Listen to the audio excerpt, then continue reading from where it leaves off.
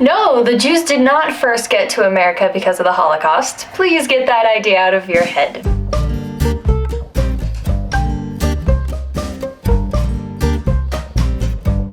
Shalom! This is Zoe back here for another video on Jewish history.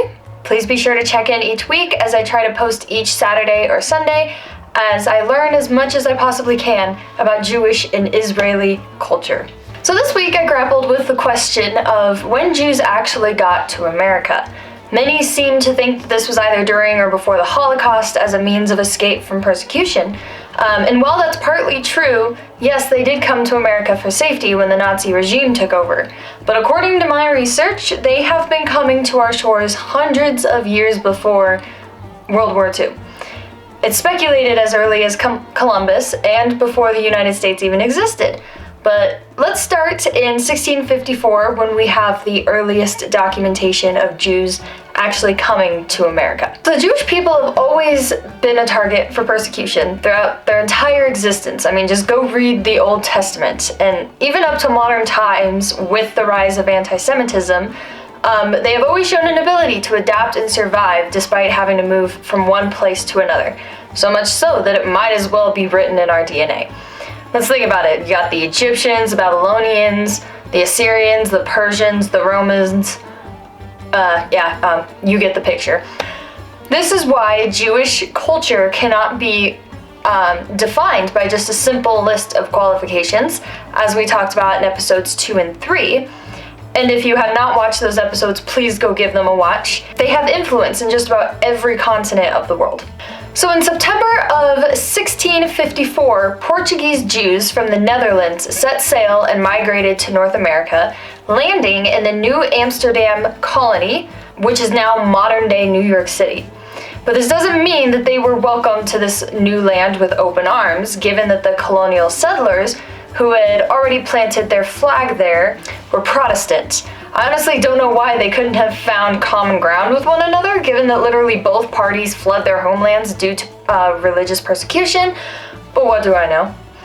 The governor of the colony at the time, Peter Stuyvesant, I don't know if that's actually how you say it, but we're going with that, had intentions to send the Jewish party back to where they came from and wrote a letter to the Dutch West India Company. This was a charter of Dutch merchants and monopoly, and he requested that this happen, saying, "The Jews who have arrived would nearly all like to remain here, but learning that they, with their customary usury and deceitful trading with the Christians, were very repugnant to the inferior magistrates, as also to the people, having the most affection for you. The deaconry, also fearing that owing to their present indignance, they might become a charge in the coming winter. We have, for the benefit of this weak and newly developing place, and the land in general, deemed it useful to require them in a friendly way to depart, praying also most seriously in this connection for ourselves as also for the general community of your worships, that the deceitful race, such hateful enemies and blasphemers of the name of Christ, be not allowed to further infect and trouble this new colony, to the detraction of your worships and the dissatisfaction of your worship's most affectionate subjects." This request was actually denied, given that many of the most influential members of the Dutch West India Company were in fact Jewish. Ha! Bet you didn't see that coming. I certainly didn't. A few years go by, and the colony continues to flourish and expand. But this doesn't mean that the Jews who had settled there just 30-some years before had it easy. The Jews wanted to practice their religion publicly, but the colonists wouldn't have it. And honestly, shame on these colonists who supposedly called themselves followers of Christ.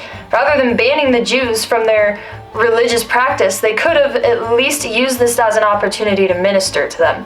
And when the English tried to retake the colonies in 1664, just like 10 years after the Jews had arrived, they were completely prohibited from any English territory. At least that was until a man named Oliver Cromwell, a Protestant, came along and fought to have this prohibition lifted, which has become known as the Cromwellian Protectorate.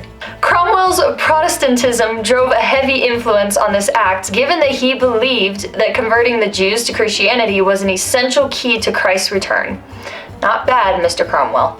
So this answers the question, when did the Jews come to America? Jews would go on to play a prominent role in the building up of this new nation in the following centuries. I mean, if it weren't for Jews coming to America, we wouldn't have Steven Spielberg. We wouldn't even have a cure for polio. So thank you for joining me today and learning something new about our Jewish culture. Please be sure to like and subscribe. Shavua Tov.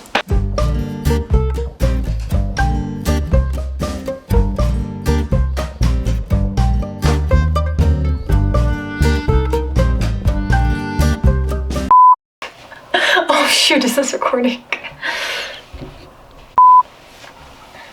Right. No, the Jews did not come to America because of the Holocaust. Please get that idea out of your head. I'm gonna do that again. As we talked about in episodes 1 and 3, or as we talked about in episode, I'm just gonna redo that whole sentence. Subjects. That is a mouthful. Lifted, which has become known as the Cromwellian Protectorate. I'm gonna say that again. That was until a man named Oliver Cromwell, a Protestant, came along and fought to have this prohibition lifted, which has become known as the Cromwellian Protectorate. Fought to have this prohibition lifted, which has become known as the Cromwellian Protectorate. Nailed it. Cromwell's Protestantism, I cannot speak today.